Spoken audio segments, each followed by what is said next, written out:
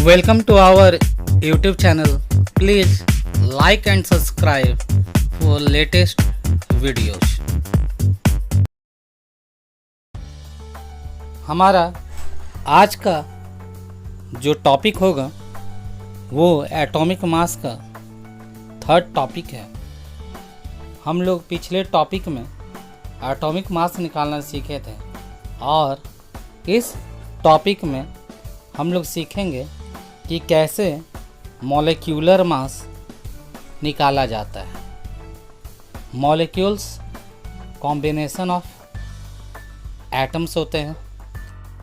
इस टॉपिक के अंदर हम लोग कुछ कंपाउंड्स का उनका मॉलिक्यूलर मास निकालेंगे।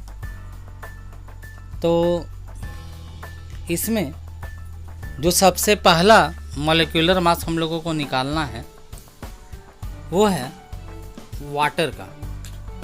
वाटर का फॉर्मूला तो हम लोग जानते ही हैं। केमिकल फार्मूला क्या होता है वाटर का केमिकल फार्मूला H2O। तो H2O का मॉलिक्यूलर मास जब हम लोग निकालेंगे तो उस समय कम से कम हमें हाइड्रोजन और ऑक्सीजन का मास पता होना चाहिए। तो मास ऑफ हाइड्रोजन जो कि 1 है और मास ऑफ ऑक्सीजन 16 है। अब देखिए या हम लोग इसको कैसे लिखेंगे। आप देख सकते हैं कि H के नीचे 2 लिखा हुआ है। तो हम लोग यहाँ H का जो मास है 1 मल्टीप्लाई करेंगे 2 से और प्लस ऑक्सीजन का आप देख सकते हैं नीचे कुछ भी नहीं है, मतलब 1 है। तो वहाँ ऑक्सीजन का जो मॉलिक्यूलर मास ओरिजिनल में है 16, उसको हम लोग 1 से मल्टीप्लाई करेंगे। अब 16 इंटू 1 16 ही रह जाएगा। तो चलिए आगे सिंप्लीफाई करते हैं। 2 1 जा 2 और प्लस 16 और प्लस 2 कितना हुआ 18 एटॉमिक मास यूनिट, जिसको हम लोग U से भी रिप्रेजेंट करेंगे। उम्मीद है कि ये H2O का एग्जाम्पल काफ़ी सिंपल होगा आपके लिए और ये आप लोगों को काफ़ी इजीली समझ में आया होगा कि मॉलिक्यूलर मास कैसे निकाला जाता है। हम लोग और अच्छे से समझने के लिए एक और एग्जाम्पल को लेते हैं। हमारा सेकेंड एग्जाम्पल होगा मॉलिक्यूलर मास CO2 का निकालने के लिए। तो चलिए हमारे स्क्रीन पर आप देखिए CO2 का हम लोग कैसे निकालते हैं मॉलिक्यूलर मास। C का मास होता है 12, कार्बन का जो वेट या मास के मास होता है 12, और जबकि ऑक्सीजन का हम लोग जानते हैं, अभी पीछे ही एग्जाम्पल में हम लोग बनाए, ऑक्सीजन का ऑक्सीजन का जो मास होता है एटॉमिक मास वो है 16। तो CO2 का आप देखिए कार्बन के नीचे 1 लिखा हुआ है, तो मतलब सिर्फ 12 लेना है। और जबकि ऑक्सीजन के नीचे आप देख सकते हैं O2 है। तो यहाँ क्या करेंगे 16 मल्टीप्लाई बाई 2। तो नीचे सिंप्लीफाई करने पर हमारा आ जाएगा 12 प्लस 32 और 12 प्लस 32 हो जाएगा 44 एटॉमिक मास यूनिट। तो ये हो गया कार्बन डाइऑक्साइड मॉलिक्यूलर मास। अब हम लोग थोड़ा बोर्ड को इरेज करते हैं और हमारे तीसरे एग्जाम्पल की ओर हम लोग बढ़ते हैं।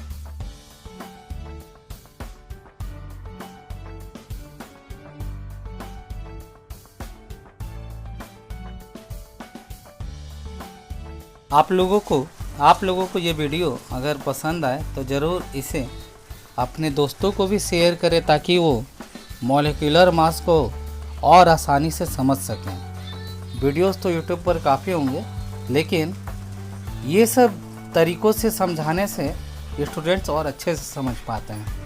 तो हमारा अगला जो मॉलिक्यूलर मास निकालना है वो है NaCl का। अब NaCl का मॉलिक्यूलर मास निकालने से पहले हमें पता होना चाहिए कि सोडियम का मॉलिक्यूलर मास कितना है। तो सोडियम का molecular mass approx whole number में 23 और क्लोरीन का मॉलिक्यूलर मास है 35.5।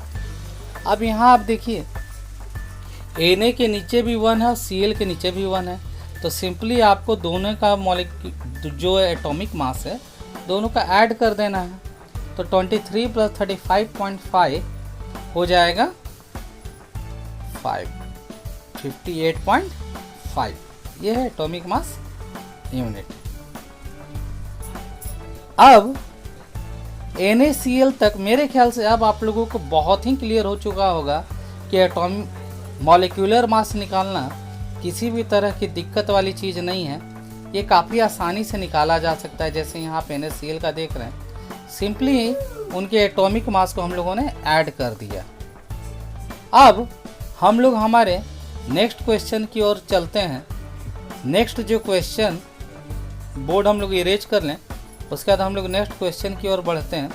क्लियर करें पेज।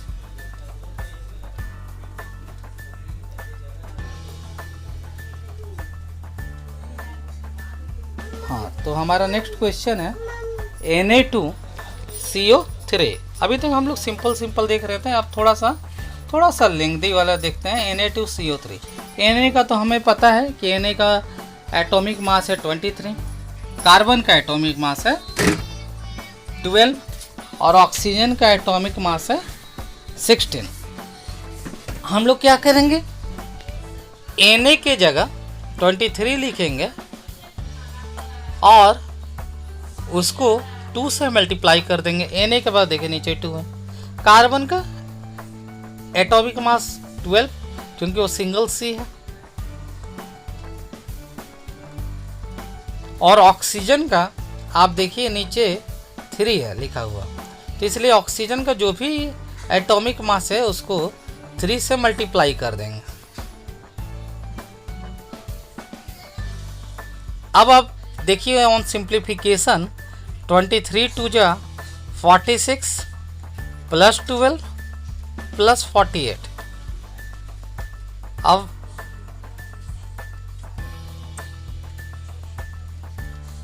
फाइनल सिंप्लीफिकेशन पर आप देखिए ये जोड़ने से 106 एटॉमिक मास यूनिट आएगा।